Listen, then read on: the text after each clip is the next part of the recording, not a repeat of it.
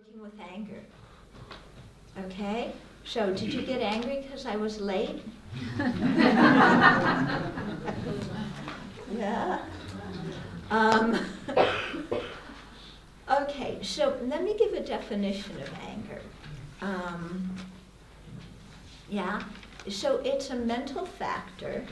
It's not a behavior.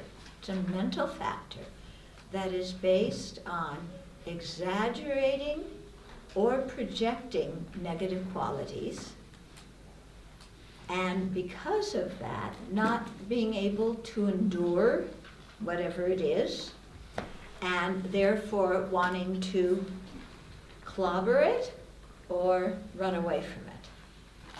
So fight or flight. Okay?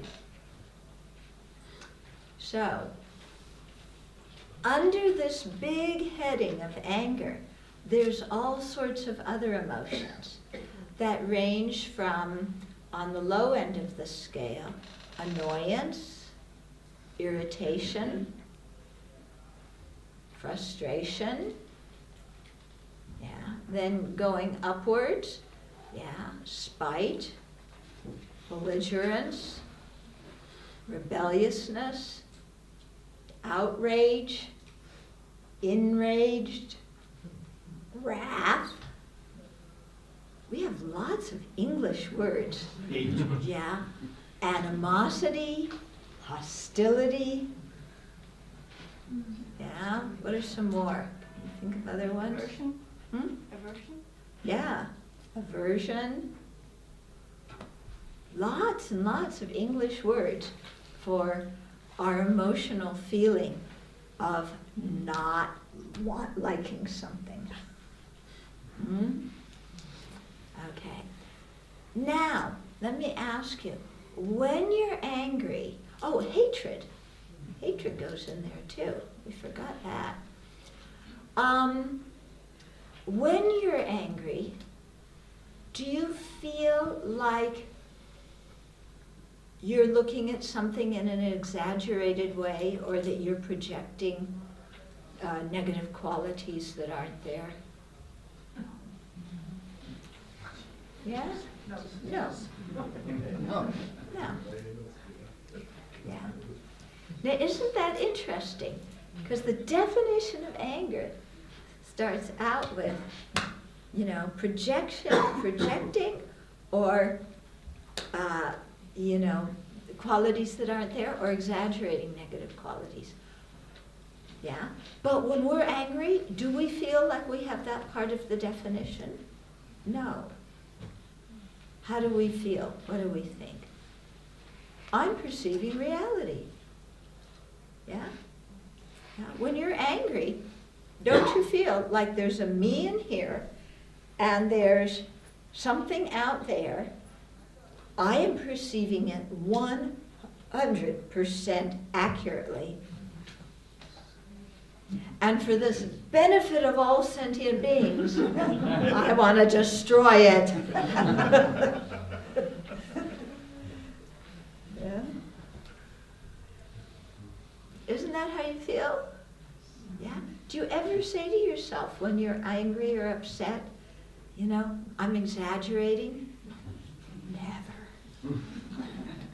I'm not exaggerating. I'm right. 100% right. There's no exaggeration. I'm seeing that person exactly as they are.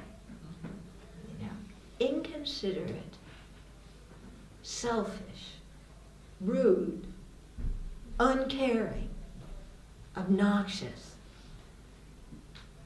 and then a lot of beep beep words that we aren't supposed to say. Okay? And we think we're perceiving an objective reality. And yet, the definition is telling us that we're exaggerating. So there's something that doesn't match up in our self-image and the reality of what's happening. Yeah. Because when we're angry, When you're angry, do you feel you have any responsibility in the situation? Yeah. I don't. I have no responsibility. I'm sweet, innocent, benevolent, kind, good-natured, cooperative, and willing to compromise. Yeah? And I'm up against this person who is stubborn and hard-headed and impossible to talk to. And they exaggerate things so much, and they don't understand me, and they criticize me when I haven't done anything wrong, and blame me and falsely accuse me.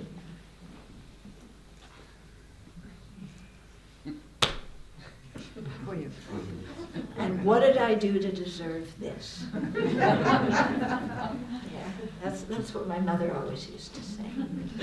So she used to say, what did I do to deserve you?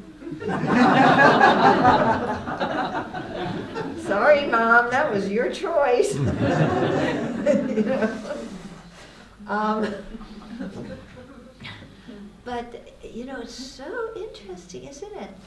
You know, when we're angry, there's definitely exaggeration, but we're totally spaced out about it. We don't see it. We can't see it because we're so sure about being right. Hold your questions, please. If you can, I know that the energy is building up and you've got to ask. Cool. Okay.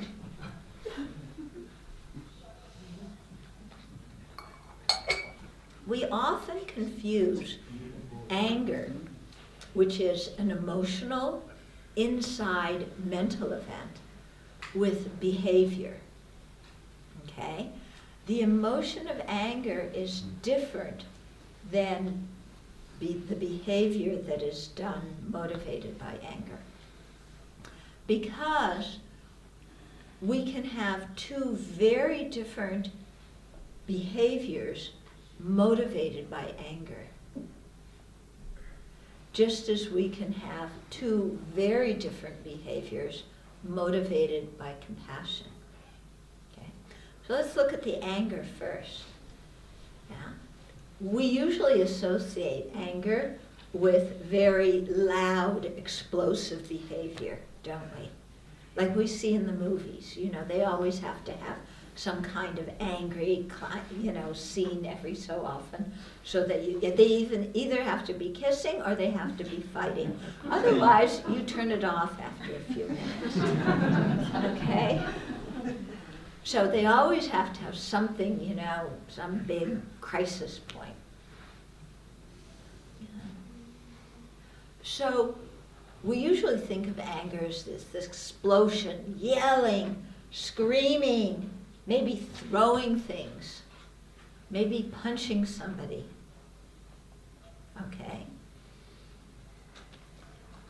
But there's also, that's one behavior from anger.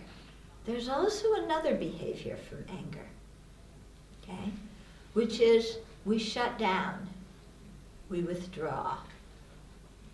We don't communicate. We back off. The explosive anger is hot. The implosive anger is freezing cold. Yeah. We give somebody the cold shoulder. Yeah. We don't talk to them. So how many of you behave explosively most of the time when you're angry? Okay. How many of you behave chillingly when you're angry? How many of you alternate one and the other depending on the situation? Yeah, why be stuck on one? Variety is the spice of life. Okay, so it's interesting, isn't it? Because the explosive and the chilling behaviors are totally the opposite, but the anger can be the same. So that's why we say that the behavior is not the emotion. Yeah, you get what I'm saying? Yeah. So for this reason, I went by many years thinking I didn't have a problem with anger. Yeah, because I didn't yell and scream. In my family, only Mom was allowed to yell and scream. The rest of us, if you cherished your life. Anyway, she wouldn't. Anyway, I mean, she just, yeah, you didn't quarrel with my mom if you knew what was good for you. Okay. So I thought I didn't have a problem with anger because I didn't yell and scream and throw things and stuff like that. It took me quite a while to realize that actually, in fact, I had a big problem with anger. Because when I got angry, my behavior was the withdrawing, shutting down, pouting. You know pouting?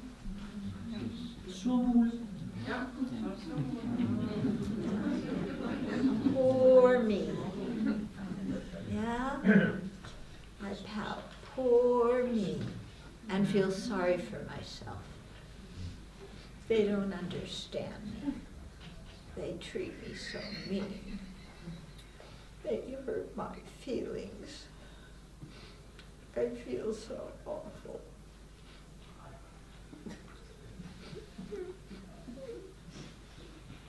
Right?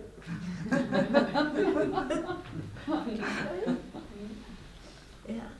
One of the inmates I correspond with, he calls it throwing a pity party. It's a good term, isn't it? Yeah. Pity party. Yeah. You have a party to feel sorry for yourself. Yeah. And you invite no one, and no one shows up. And that makes you feel even worse. Because nobody loves you and nobody came to your pity party. Even though you didn't invite them.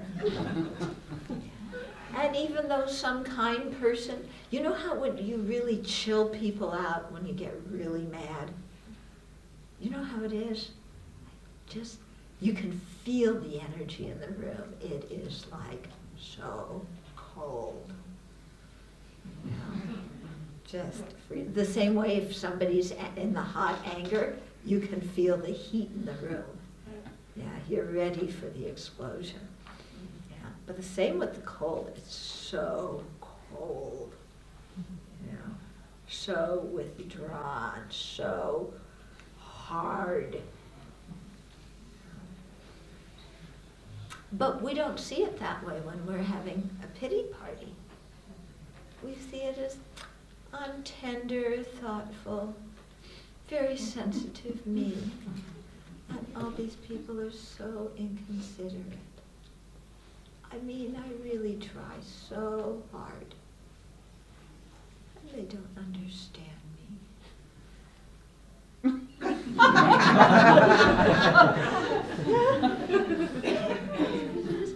And then every once in a while, somebody will come along and say, oh dear, you look really upset, you know. Is something the matter? Can I help you? And then, with great pride, you go, no, I'm fine. I'm fine, really. Just leave me alone. And then they leave us alone, and we go, see, they don't care.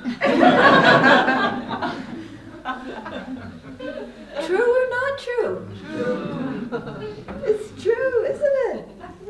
Yeah. Yeah. So, yeah, the behavior is not the emotion. Similarly, with compassion, which is the opposite of anger, sometimes we can have very passive behavior and just, you know, be very calm. Yeah. In slang, you call it chill out, but it doesn't mean being chilly with anger, it's just chill out. Yeah, or sometimes with compassion, we can be extremely straightforward and assertive and pull no punches.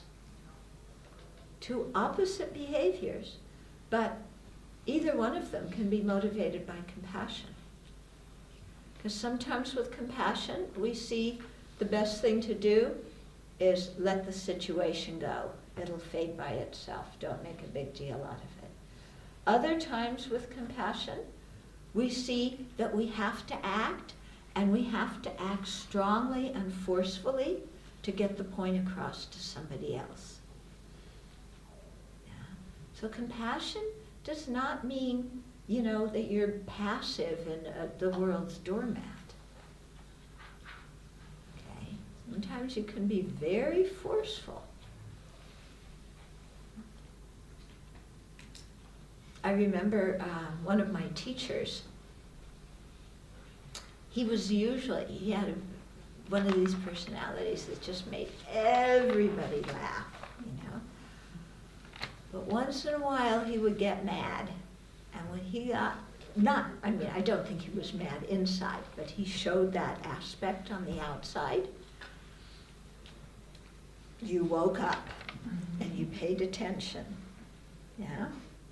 And I remember one time he was saying all these things, and there were the old students in the room and the new students. The new students were laughing, because what Lama was saying was just, it was funny. The old students, we knew what he meant. And he was not happy with us. Yeah. So, different kinds of behavior in different situations, and people interpret the behavior differently. Okay?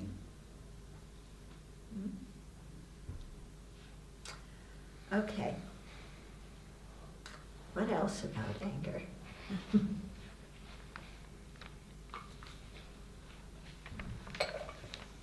Now, before we can start getting a handle on our anger, we have to be able to recognize it, and we also have to be able to see its disadvantages. Okay? To be able to recognize it, we need, the best thing is if we can catch it when it's small. Because once the anger is really full-blown, very difficult to manage it. So we have to catch it when it's pretty small. How do you catch it when it's small? You have to tune into yourself. You have to develop this capacity to, what they call it introspective awareness, of being aware of what is going on in your body and what's going on in your mind. Yeah, it's the opposite of being spaced out. Okay, spaced out? Yeah. Yeah. So, what's going on in our body as we're starting to get angry? Yeah? What kind of changes in your body do you feel with anger? Tension. Yeah? Your muscles get tense. Hot. You get flushed. The breathing changes. The breathing changes. Yeah, your breathing gets faster, doesn't it? The pulse starts beating. Yeah, your heart starts beating faster too. What else? How's your stomach feel? Knotted, doesn't it? The thoughts changes also, like, what the fuck? Yeah. I'm getting to the thought. We're still in the body. What's happening with your jaw when you're getting angry? It's clenched, isn't it? Okay. So if we can become aware of what's happening in our body, even when those things start and they're still very small, it gives us a head start advantage on identifying our anger when it's still small. Okay? Now, our mind. What changes in your mind do you notice when you're getting angry? Now! What? Yeah. So there's the mind becomes very kind of shocked. Yeah. What else happens in your mind when you're starting? Yeah. It gets very narrow. Yeah. Gets very narrow. I notice in my mind there's a certain kind of quality to my mind. I can't put it in words, but a certain kind of flavor to the mind or feeling in the mind of discomfort. And as soon as I feel that, I know, uh-oh, yeah, I better pay attention because I'm getting angry. Okay? So we need to really get to know ourselves and, observe our thoughts, observe our moods, observe our body to gain information about how these things work so we can identify our anger when it's still small. Okay? So that's one thing that's very important. If we can't identify anger, we can't remedy it. We can't counteract it. It's like you can't clean a room if you can't see the dirt.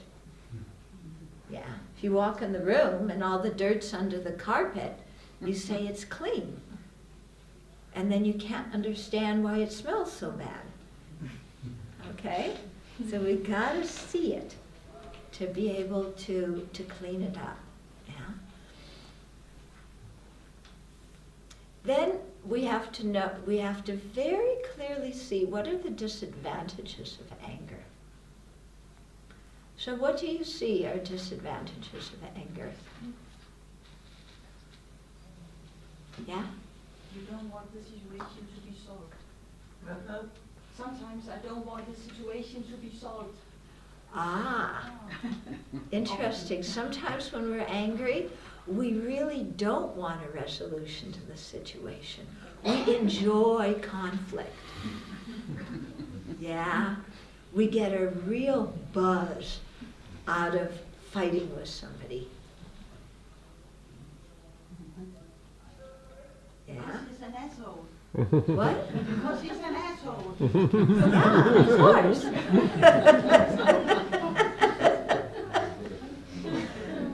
But look at our mind, we just get such a high from adrenaline out of fighting with somebody. Yeah.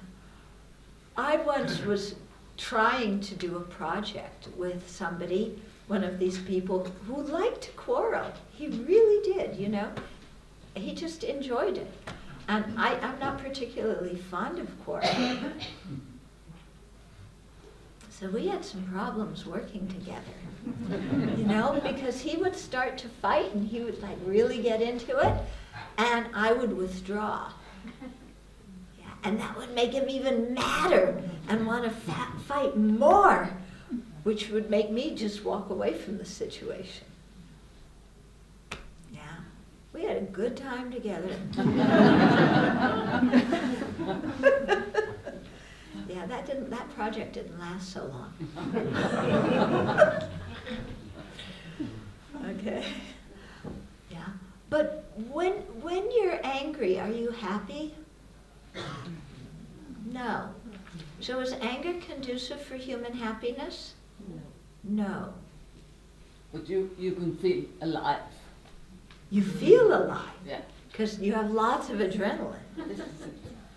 You feel very alive. It's like entertainment, kind of.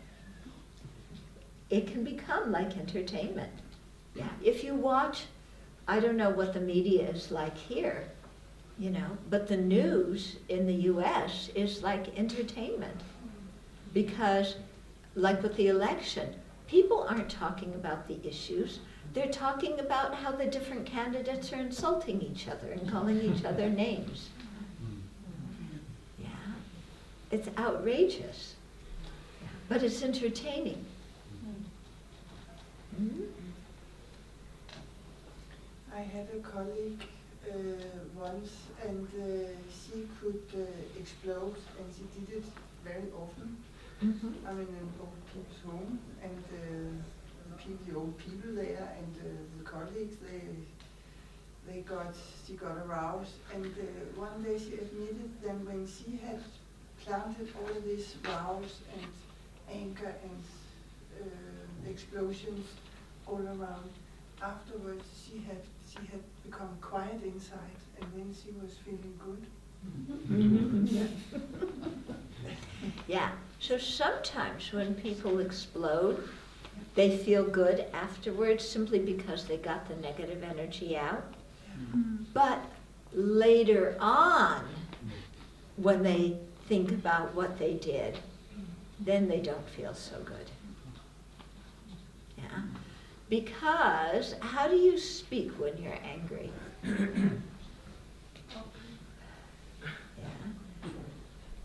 Yeah. When we're angry, we say and do things to the people we love the most that are incredibly painful. Yeah. So there may be somebody we care a great deal about. When we get angry, we treat that person like garbage. Yeah. We break the trust. We say all sorts of horrible things to them. And then, later, when we're calmed down, we look and we go, oh my goodness, what in the world did I say? Have you ever done that? Said something when you've been angry and afterwards, put your hand down, for goodness sake. Thank you.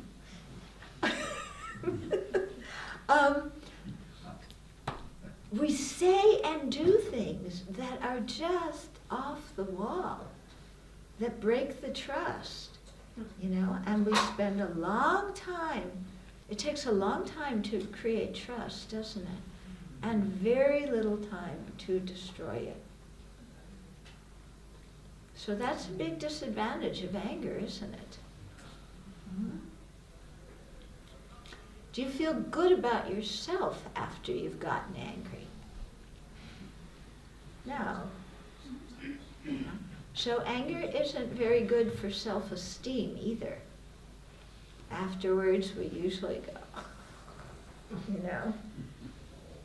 and we feel quite ashamed of ourselves, quite bad for the way we've acted or for what we've said. And yet it's so difficult to apologize, isn't it? You also can feel anger through yourself because the other people, maybe you can't, they can persuade you to do something you don't want and you are not able to say no or go outside. Therefore the anger turns to yourself. Yeah. Okay. We get angry at ourselves for many reasons, One is when we let ourselves be talked into something. Yeah.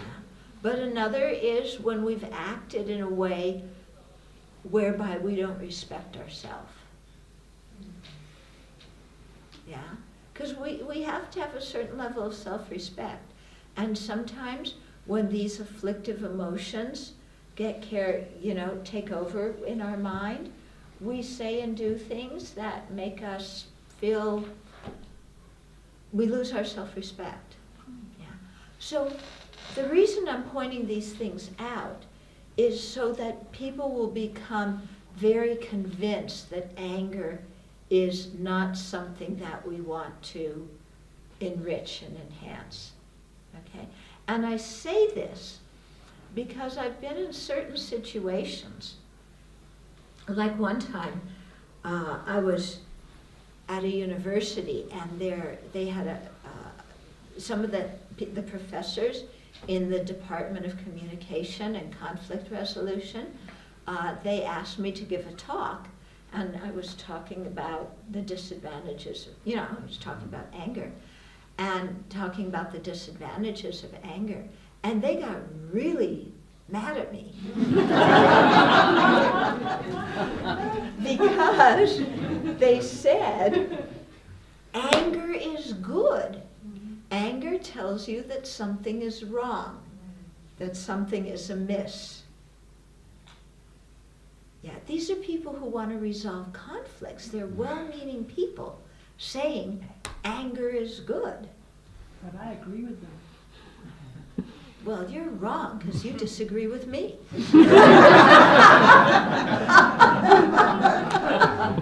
And I'm always right. Yeah, you need to learn that.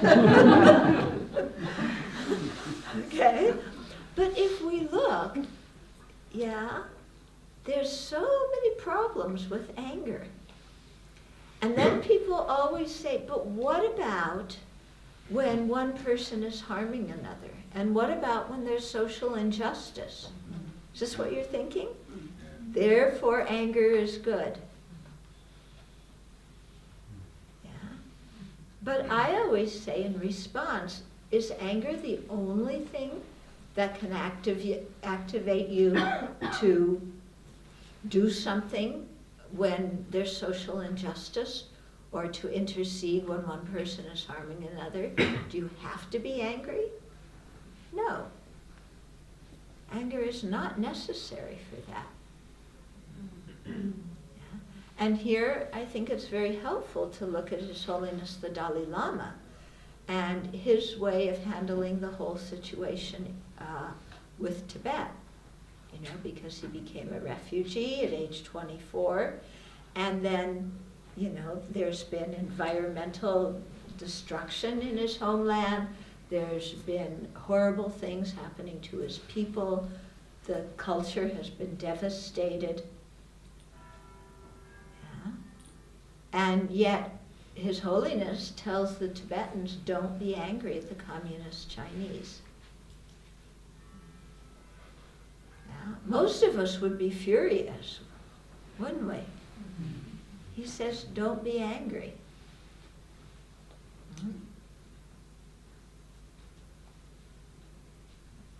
Interesting, isn't it? But does that mean that His Holiness is totally passive in confront of what's happening in Tibet? No, he's not passive. He's extremely active and straightforward. But he's not angry. And so that's the thing, that when we're angry, yeah, we don't think clearly. And so how we communicate usually isn't effective, and our ideas for remedying the situation usually don't work very well because we're not thinking so clearly when we're angry. If we can be calm, if we can have an attitude of compassion that extends to both sides of the conflict, then there's a greater chance of us coming up with a solution that will help the situation instead of inflame it. Okay.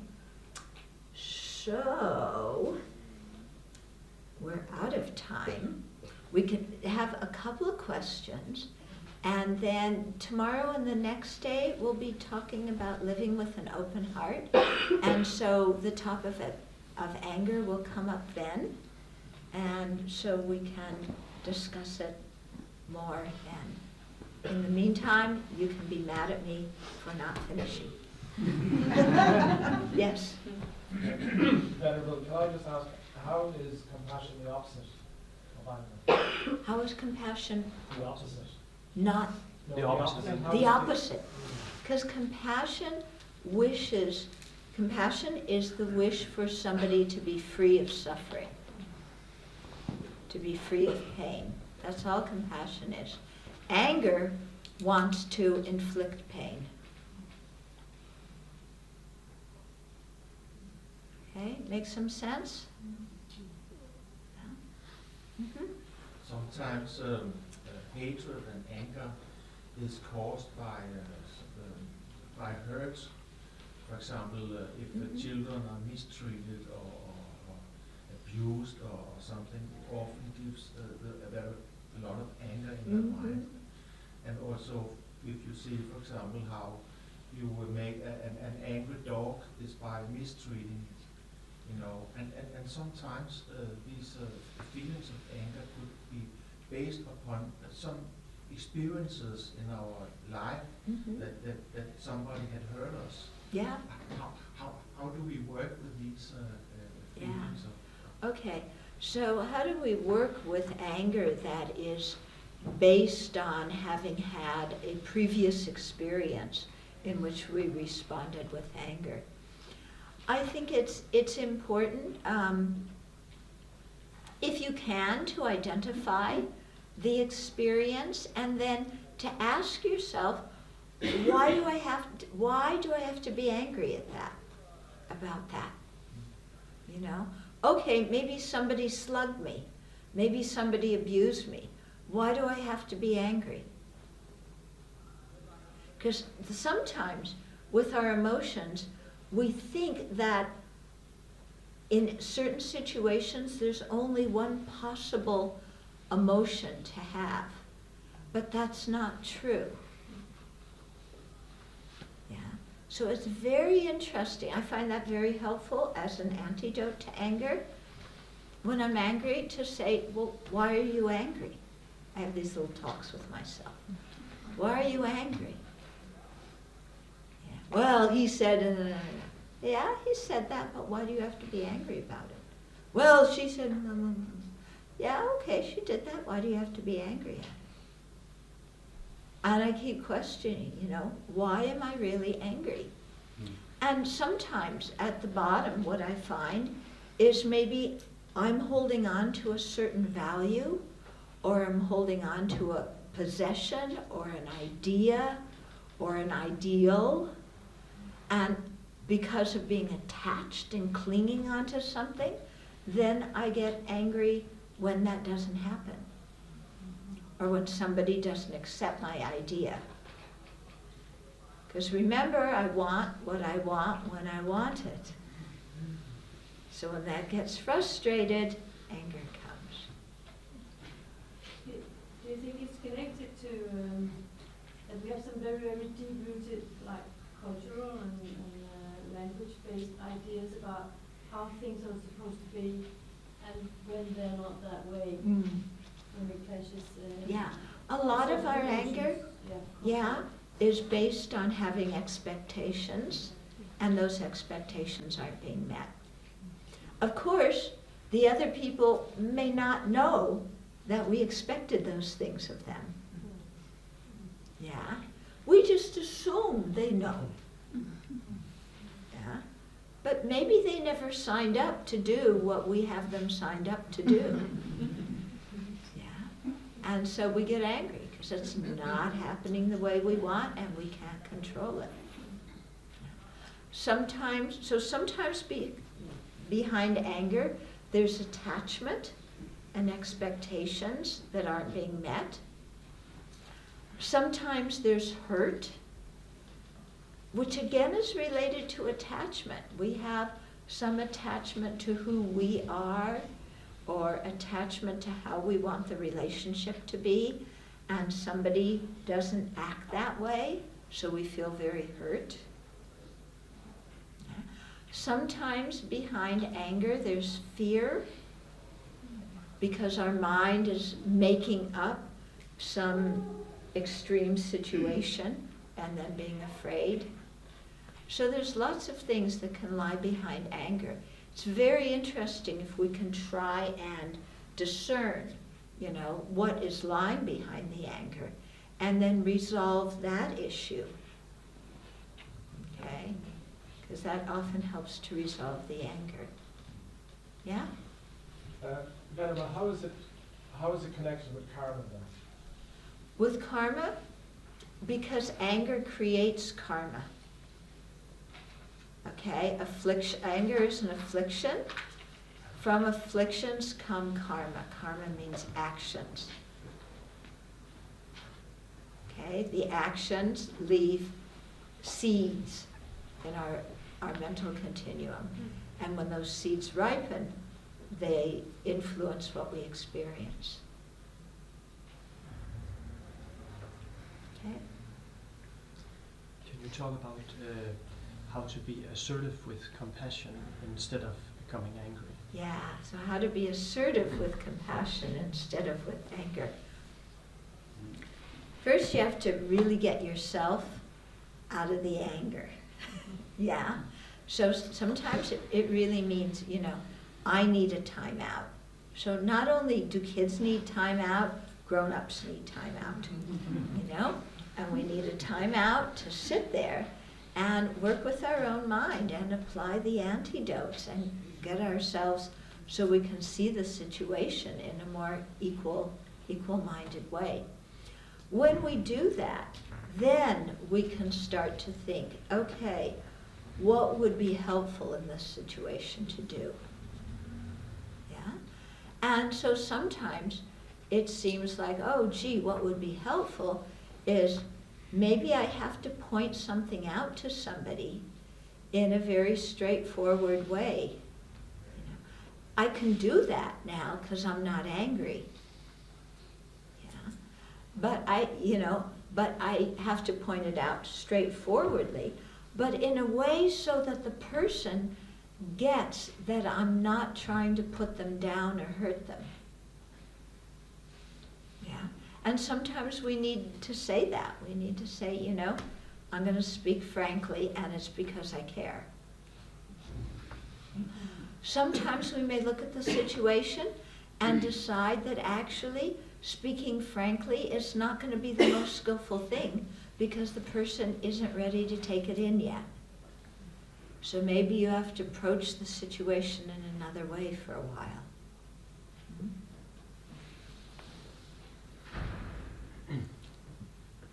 Okay. This was the last question. Yeah. What is the most efficient antidote you can mention to, if you hate yourself? It's so difficult to show compassion to yourself. Oh, okay, an antidote to show compassion to yourself. I think you just said it. Yeah? To have some compassion, to wish yourself to be free of suffering. Yeah? Shouldn't we wish ourselves to be free of suffering? Yeah. Yeah? It doesn't have to, it's not a selfish wish. Yeah? When we make a mistake, wouldn't it be nice to kind of forgive ourselves? Instead of pulling out the clubs and, I'm so bad, I'm so negative. Yeah. I'm a sentient being. Sentient beings make mistakes. I regret my mistake. I'm going to purify my mistake. I'm going to learn from my mistake. But it's senseless to beat myself up about my mistake, because the mistake's over and done with. Yeah? So to have some kind of patient, tolerant, empathetic attitude towards ourselves, instead of always, being so tough on ourselves, so critical. Give yourself a break sometimes. Yeah. I heard somebody say once, if we treated other people the way we talk to ourselves, we wouldn't have any friends. Yeah. Because sometimes, our self-talk is so awful. But if we really look at the thoughts in this self-talk, we'll see that most of them are not true. Most of them are very extreme thoughts.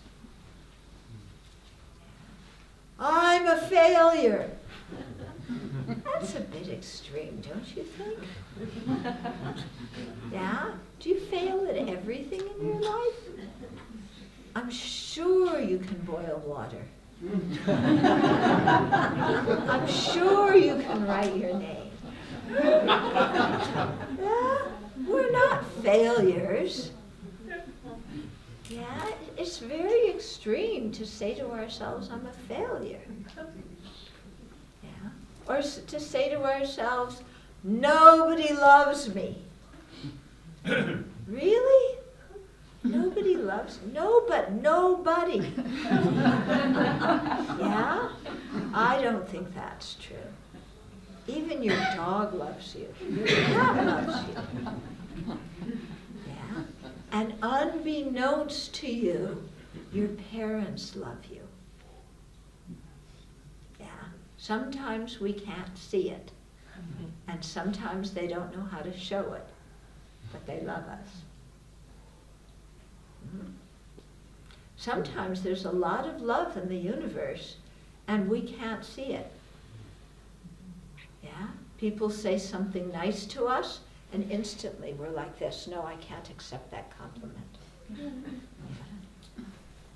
If you feel that there's something good about me, that means you're really dumb. It's really rather insulting to the other person. You know, when people say, I'm really fond of you, or I love you, or you have so many good qualities, and we go, no, because, you know, we feel so awful about ourselves. That's like saying to the other person, you're really a jerk. It's really not very polite. Yeah? Somebody says something nice, we should say thank you. Yeah? Why not? They have a virtuous mind. We say thank you.